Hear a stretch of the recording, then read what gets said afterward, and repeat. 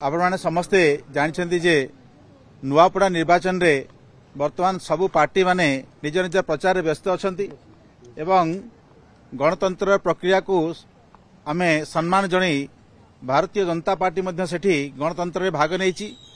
गत काली 31 तारीख दिन दिन 2टा बेले जो गोटे घटना घटी जहार कि थाना रे मध्य एफआईआर हेछि। जणे जीतू अडबांग बोली साधारण नागरिक जणे तफसिलभुक्त जाति जणे सदस्य गत काली थाना रे कोमना थाना रे जो एफआईआर देछंती जो थे से लिखिछंती जे तांकू गोटे फार्म हाउस को डाकी जो फार्म हाउस की मनोज मिश्रंकर बोली जना पड़ुछि सेठिकार एमएलए अधिराज पाणिग्राही एवं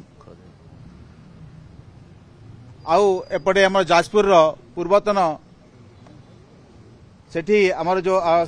जाजपुर से विधायक पूर्वतन विधायक श्री प्रणव प्रकाश दास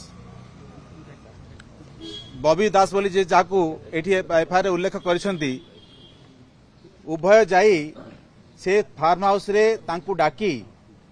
किबळी भाबरे तांकू भयभीत करिया को चेष्टा करछंती तांकू जीवन रे मारि देवा को चेष्टा करछंती बोली से लिखिछंती एवं ता सहित तांको कलर धरी तांकू मध्य एक कथा को तागिद करछंती जे तमे गत थरक बीजेडी पई प्रचार करथलो एथर काहेकि बीजेपी संगे बुलुच एक कथा को कही तांकू आगामी दिन रे आहुरी भयंकर परिणति हबो ए भली भाबरे तांकू भयभीत करिया को चेष्टा करछंती। बंधुगण आपन को मु एठी कही रखिदा को चाहे जे ए भली भय देखाई पूर्व निर्वाचन मानकरे निजर विजय हासिल करथिबा पार्टी आज विरोधी दल अच्छी एवं गणतंत्र को किभली भाबरे से माने हत्या करने को चेष्टा कर साधारण नागरिकर जो स्वर तार जो भोट देवार अधिकार तार जो प्रचार करिवार अधिकार को से माने ताठू छड़े नेबा को चेष्टा करछंती। एभली भाबरे अगणतांत्रिक एवं स्वेच्छाचारी एवं गुंडा श्रेणी लोक मानकू से जागारू तुरंत बहिष्कार करा जाऊ एवं तांका विरुद्ध रे कड़ा कार्यानुष्ठान निया जाऊ एवं गणतंत्र जो प्रक्रिया अच्छी जो पवित्र प्रक्रिया चली से प्रक्रिया को आगामी दिन में आहुरी सुगम करा जाऊ। आम एतिक आज डिमांड करने आसीलु आमर इलेक्शन कमिशन पाखक आम सहित उपस्थित अच्छा आमर मान्यवर सांसद अनिता शुभदर्शिनी महोदया ता सहित आमर 3 जन एठी मुखपात्र दिलीप मल्लिक राजेंद्र पंडा एवं तृतीमय मकदम एवं आमर लीगल सेल संयोजक श्री जयंत जेना मध्य उपस्थित अच्छा।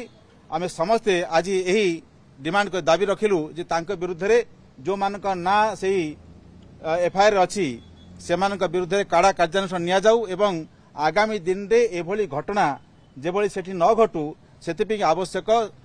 जो सिक्योरिटी बंदोबस्त करा जाऊ। सर बीजेडी अभियोग आनछि जे बीजेपी हारिबा भयर एफआईआर देछि जो लोक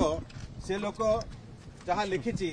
मते लागुछि बीजेडी रो मुखपात्र माने ताको पढिया दरकार। आमे अभियोग आनिछु न आनिछु से कथा पछ कथा किंतु जो व्यक्ति जो साधारण लोकटी एभली भाबरे